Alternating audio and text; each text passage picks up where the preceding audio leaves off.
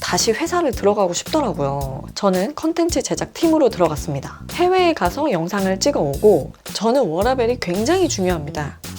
야근을 해야 좀 충성스러운 직원인 느낌? 해외 출장이었습니다. 금토일 월화수목 금토일. 내가 이 회사를 오래 다닐 수 없겠다라는 생각이 들더라고요. 그리고 세 번째 이유는 아까 제가 일이 그래도 재밌었다고 말씀을 드렸지만 재밌을 때가 있었던 거지, 어쨌든 이것도 사무직이잖아요. 저는 회사에서 계속 오랫동안 앉아서 컴퓨터만 하는 일이 잘 안 맞아요. 저는 공간이 자유로운 데서 일하는 걸 좋아해가지고 그 부분이 좀 힘들더라고요. 몇 개월이 지나니까. 그냥 저는 회사는 아닌가 봐요. 그리고 네 번째 이유. 여기가 연봉이 적었어요. 이 이유도 좀 크긴 했는데 제가 이전에 일했던 데보다 한 300~400 정도 연봉이 적었어요. 연봉이 적은데 일하는 시간이 많으니까 그 부분에 대한 불만이 좀 있었죠. 저만 있었던 건 아니고 다 있었어요. 그거는. 근데 저 직원들이 전반적으로 사람이 생각하는 게 다 똑같죠 뭐. 그래서 제가 한 6개월쯤 됐을 때 엄청 고민이 되는 거예요. 이거를 계속 다녀야 되나 말아야 되나. 이거를 또 빨리 결정을 해야 되는 게 2달 있다가 또 출장을 가니까 그 전달에 비행기표로 예매를 하거든요. 예매를 하면은 일단 출장 가야 되고 갔다 와서 그 뒤처리까지 해야 되니까 또 빠르게 퇴사를 할 수가 없어요. 그리고 그때 제가 마침 그 주임으로 승진하는 대상자였거든요. 그래서 주임으로 승진을 해버리면은 더 그만두기가 애매하니까 지금 결정을 해야 되는 상황이었어요. 그 6개월 정도 다녔을 때. 근데 승진을 하는 것도 문제인 게 돈은 조금 오르지만 주임님이 더 바쁘다니까요. 여기는 직급이 올라갈수록 좀 바쁜 구조였기 때문에 나는 지금도 한계인데 내가 여기서 승진을 해서 저런 스케줄로는 일을 못 하겠는 거예요. 그래서 엄청 고민이 되는 거예요. 이걸 다녀야 되나 말아야 되나. 근데 내가 왜 바로 퇴사를 결심을 못 했냐면 대안이 없어서. 제가 첫 번째 회사를 그만뒀던 거는 영어 강사를 하겠다는 대안이 있었기 때문이에요. 그 계획과 대안이 있었기 때문에 그만둘 수 있었던 거죠. 근데 지금은 이 회사를 나가면 내가 대안이 없는 거예요. 그리고 내가 뭘 하고 싶은지도 이제 모르겠고 막 혼란스러운 거예요. 그래서 섣불리 그만두지를 못하겠더라고요. 회사를 다시 들어왔는데 또 나간다고 하면 부모님은 뭐라고 하실까? 난 이제 뭘 해먹고 살지? 나는 뭘 잘하지? 내가 뭘 하고 싶지? 나는 왜 이러지? 약간 이런 생각들 때문에 마음이 너무 혼란스러웠어요, 진짜. 그리고 이게 내가 이제 뭔가를 원한다고 해도 그거에 도전하는 게 좀 두렵더라고요. 제가 원래 이런 거 별로 두려워하는 스타일이 아니거든요. 근데 그때 나이가 20대 후반이었고, 그리고 내가 원한다고 생각해서 강사를 했었는데 막상 해보니까 그게 또 그렇게까지 원한 건 아니었다라는 그런 현타를 한번 맛보고 나서는 이제는 내가 뭔가를 원한다고 해도 그거에 선뜻 도전하기가 두려운 거예요. 근데 또 이 회사를 계속 다니자니 이 일정이 내가 감당이 안 되니까 계속 스트레스를 받고, 그래서 엄청 고민을 하던 그 시기에 무슨 일이 있었냐면, 이 일이 없었다면 제가 퇴사를 안 했을지도 모르지만, 뭐 했을지 안 했을지 모르겠지만 어쨌든 제가 승진 대상자였다고 했잖아요. 이 회사는 승진 대상자가 되면 레포트를 써야 돼요. 회사가 낸 질문 한 10개 정도에 대해서 답을 쓰는 거죠. 그래서 저도 A4용지 한 4장 정도로 레포트를 썼었거든요. 거기 문항이 10개 정도가 있었는데 그 중에 한 문항이 뭐였냐면 내가 바라는 기업 문화를 쓰는 문항이 있었고, 그리고 또 하나가 뭐였냐면은 우리 조직의 문제점을 쓰라는 그런 문항이 있었어요. 내가 바라는 기업 문화와 우리 조직의 문제점. 그래서 제가 이 2개의 문항을 놓고 엄청나게 고민을 했어요. 이거를 회사가 바라는 방향대로 써야 되나? 그냥 내 생각을 쓰면 되나? 쓰고는 싶은데 근데 안 될 것 같기도 하고 엄청 고민이 되는 거예요. 아니 근데 여러분, 이런 거를 쓰라는 거는 내 생각을 알려고 쓰라고 하는 거 아니에요? 그냥 얘 정신 상태가 어떤지를 보려고 쓰라고 하는 건가? 너무하지 그건. 그래서 결국 어떻게 썼게요? 그때 제가 마음이 딱 50대 50이었거든요. 그만둘까 50, 다닐까 50. 근데 만일에 내가 회사를 다녀야겠다는 마음이 51이었으면 저는 회사가 원하는 대로 썼겠죠. 하지만 50이었어요. 그래서 저는 솔직하게 쓸 수밖에 없었습니다. 물론 겁이 나니까 이게 돌리고 돌려서 썼죠. 부드럽게.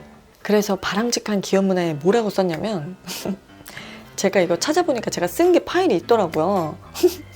그래서 그거 조그만 읽어드리도록 하겠습니다. 아닌가? 좀 민망한데 이거? 한번 볼까요? 레포트라기보다는 에세이다 에세이. 승진 에세이. 보자. 내가 생각하는 바람직한 기업 문화는 무엇인가, 이 부분에 대해서 뭐라고 썼냐면은, 수평적인 문화 속에서 워크라이프 밸런스를 지킬 수 있는 회사라고 쓰고, 그 밑에 책에서 읽은 구절을 이제 인용을 한 다음에 그 밑에 뭐라고 썼었냐면은, 회사와 직원의 목표는 하나로 결합하는 것이 아니라 적당한 거리를 유지하며 서로를 존중하면서 상부상조하는 것입니다. 회사가 직원들의 생각과 개인 생활을 존중해주면 직원들은 자연스럽게 회사를 존경하게 되고, 회사 내에서 자신이 기여할 수 있는 부분은 어느 부분인지를 찾기 시작할 것입니다. 이런 선순환 구조가 이루어지는 것이 가장 바람직한 회사의 모습이라고 생각합니다. 라고 썼어요. 그리고 우리 조직이 안고 있는 문제점은 뭐라고 썼냐면 야, 이거 좀 당차게 썼네 내가. 응? 당쳤는데? 처음에 뭐라고 썼냐면, 현재 우리 조직이 개선했으면 하는 점은 야근을 당연시하는 분위기입니다. 전반적으로 오래 일하는 사람이 일을 열심히 하는 사람이라는 생각이 사무실에 깔려 있습니다. 그리고 쭉쭉 쓰다가, 회사에서 근무하는 시간과 회사에 대한 열정이 꼭 비례하는 것은 아닙니다. 일과 생활의 균형을 맞출 수 있을 때 회사를 더 사랑하고 업무에 더 열중할 수 있는 사람들도 있습니다. 업무 시간 내에 최고의 효율과 집중력으로 알차게 일을 하고 워크라이프 밸런스를 장려하는 분위기를 만드는 것이 직원들의 사기와 충성심에 도움이 되리라 생각합니다. 이렇게 썼어요, 여러분. 이렇게 생각할 수 있잖아요.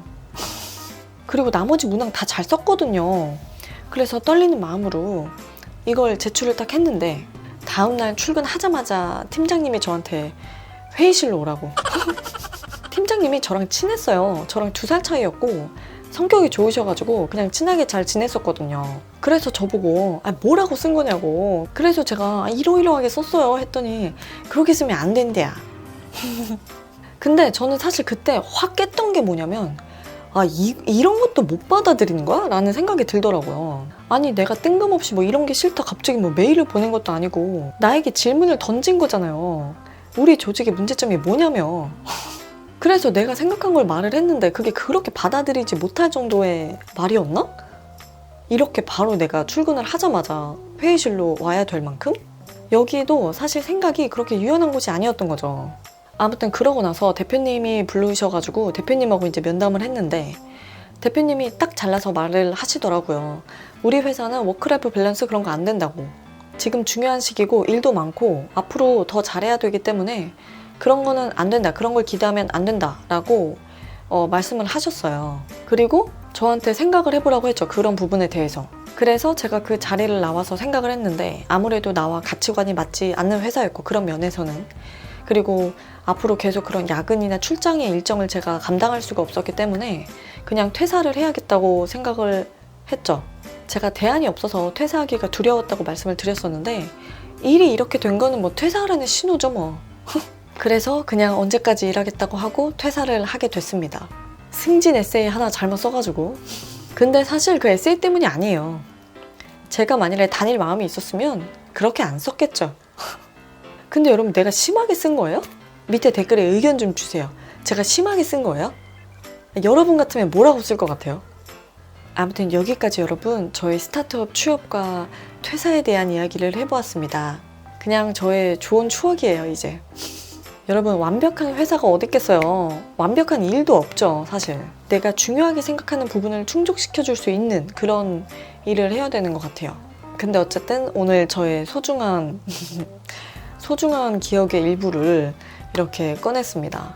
이 다음에 저 필라테스 강사했던 이야기도 지금 댓글로 몇 분이 요청을 해주시는데, 이게 약간 뭐랄까, 최근이 될수록, 그러니까 최근 일일수록 이렇게 영상으로 말하기가 조금 쉽지 않아요. 그래서 사실 필라테스 강사 쪽도 할 얘기가 되게 많지만, 그것도 조금 제가 생각을 정리해서 나중에 한번 찍어보도록 하겠습니다. 저와 비슷한 과정이 있으신 분들이 저의 영상을 보시고 공감과 위로를 얻으셨으면 좋겠습니다. 물론 제가 뭐 해결책을 제시하고 이건 아니지만, 그리고 뭐 제가 했던 선택들이 다 잘한 거라고만도 할 수는 없어요. 하지만 원래 그냥 이런 사람이 있구나, 이런 비슷한 경험을 하는 사람이 있구나 라는 걸 아는 것만으로도 굉장히 많은 위로가 된다는 걸 알기 때문에 제 영상도 누군가에게 그랬으면 좋겠습니다. 그럼 여러분, 저는 빨리빨리 씻고 잘게요. 오늘도 영상 봐주셔서 정말 너무너무 감사드리고 재밌게 보셨으면 좋아요와 구독 꼭 눌러주세요. 그럼 자주 봐요. 안녕. 아니 바람직한 기업 문화 뭐 이런 거 써야 되나? 직원들이 다 같이 똘똘 뭉쳐서 회사의 목표를 향해 달려가야 됩니다 뭐 이런 거? 조직의 문제점은 또 뭘 써야 되냐고요. 뭐 직원들이 사이가 좋아서 메신저를 하는데 업무의 효율성이 떨어지므로 메신저를 삭제시켜야 됩니다 뭐 이런 거 써야 되나?